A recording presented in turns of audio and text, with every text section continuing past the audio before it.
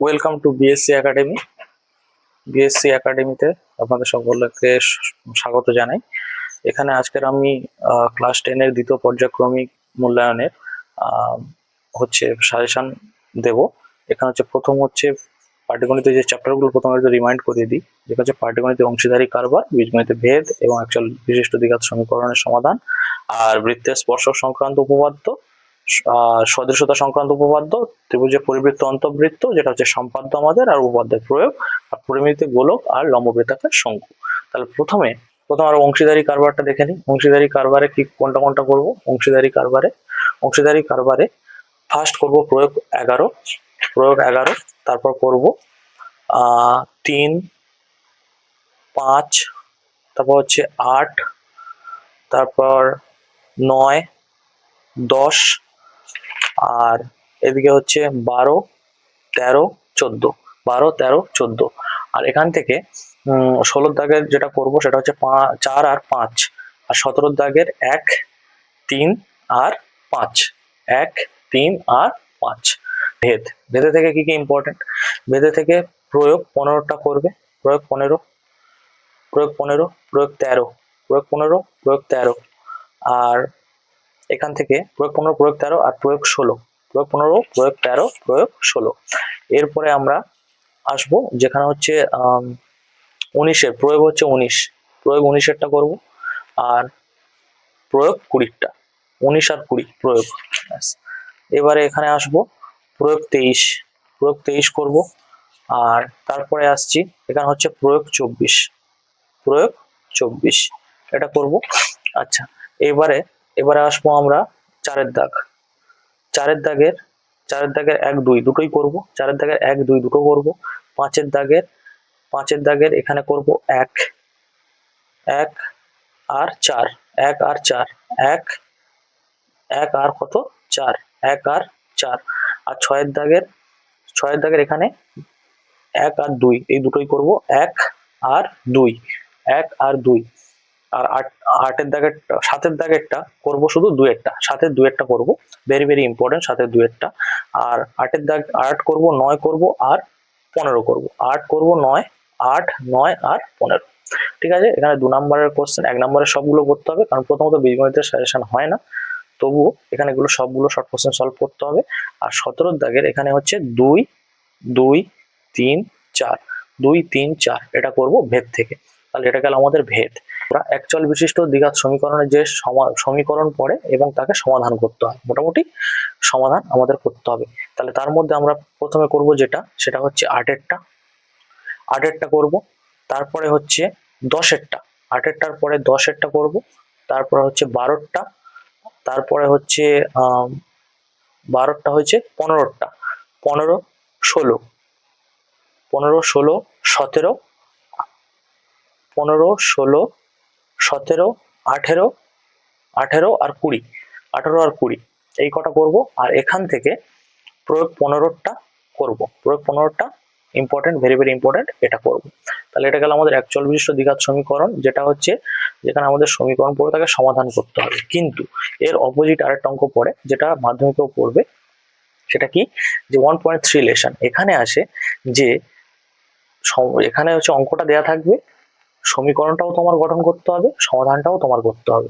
তাহলে এখান থেকে আমরা করব ফার্স্ট যেটা হচ্ছে 3-এর দাগ, 3-এর দাগেরটা, এখানে 3-এর দাগেরটা, আর 6-এরটা, 3-এরটা, 6-এরটা ভেরি ভেরি ইম্পর্টেন্ট, 7, 3, 6, 7 আর 9, 3, 6, 3, 6, 7 আর 9, 9-টা তো ভেরি ভেরি ইম্পর্টেন্ট, আসার চান্স খুবই আছে।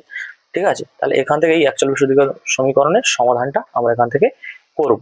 আচ্ছা, এরপর আসছি আমরা কি গোলকে কি করব, প্রয়োগ 9, কষে দেখি 12-র 6-এরটা,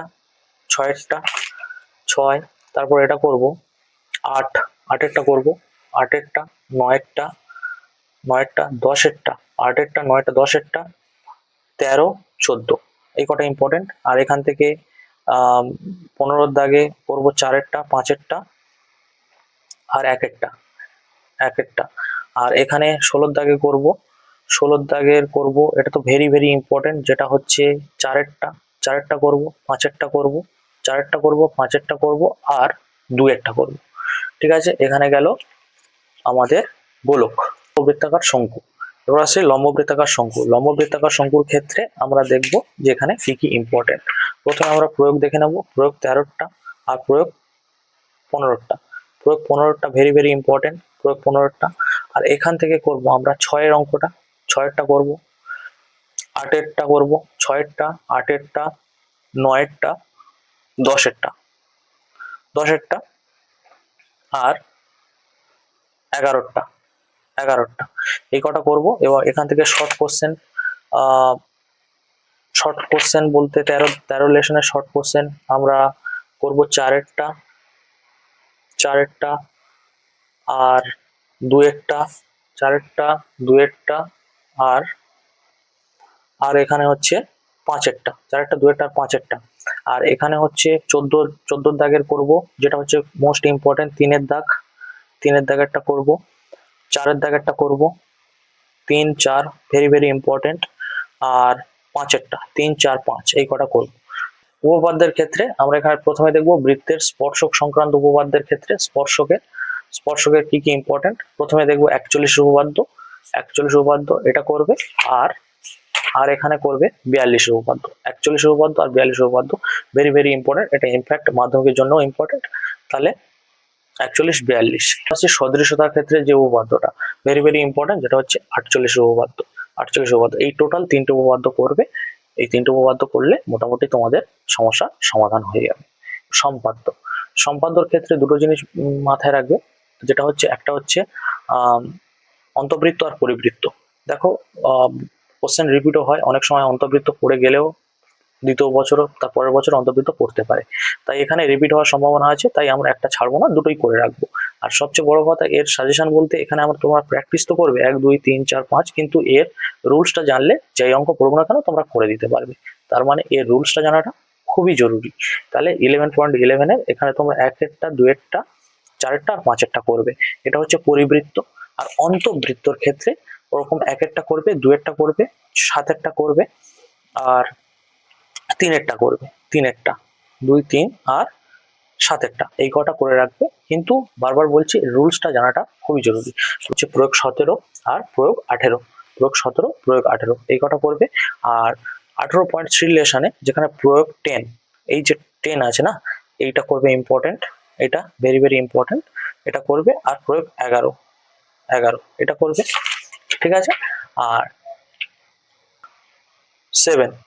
7-এর প্রয়োগটা করবে, প্রয়োগ 11টা করবে, প্রয়োগ 11 আর প্রয়োগ 12 এই কটা করবে। ব্যাস এই কটা প্রয়োগ করলে এর মধ্যে একটা তুমি প্রয়োগ পেয়ে যাবে। আরো দুটো প্রয়োগ আছে, যেখানে হচ্ছে খুব ইম্পর্টেন্ট, যেটা 14 প্রয়োগটা, 14 প্রয়োগ করবে। আর 15 যে প্রয়োগটা আছে 15 এই কটা খুবই ইম্পর্টেন্ট, এই কটা প্রয়োগ করবে। তার মধ্যে এর মোটামুটি ক্লাস 10-এর সাজেশন। তো সবাইয়ের জন্য শুভকামনা রইল সামনের মাধ্যমিক পরীক্ষার জন্য, এবং সেকেন্ড ইউনিট টেস্ট এক্সাম যেন সবার ভালো হয়। তো তোমরা চেষ্টা করবে আমি যে কটা বললাম সেই কটা ঠিকঠাক করার জন্য। আর সাজেশন মানে একটা জিনিস মাথায় রাখবে, যে সাজেশন মানে সবসময় এটাই মাথায় রাখবে যে যেগুলো দাগ মেরেছি শুধু সেগুলো, বা যেগুলো আমি কেন, যে কেউ যখন সাজেশন দেবে এটা মাথায় রাখবে যে শুধু সেইগুলো করে যাব, এটা করবে না। কারণ পুরো বই প্র্যাকটিস করতে হবে। আর সাজেশনের মানেটা হচ্ছে যে সেইগুলোর উপর একটু বেশি জোর দেওয়া, এই নয় যে শুধু সেই কটাই করা। ঠিক আছে, তো আজকের এই পর্যন্ত থাকলো, বাকি দেখা হবে অন্য ভিডিওয়ে। আর তোমরা সবাই খুব ভালো করে মন দিয়ে প্র্যাকটিস করো, তোমাদের জন্য পরীক্ষার জন্য শুভকামনা রইল।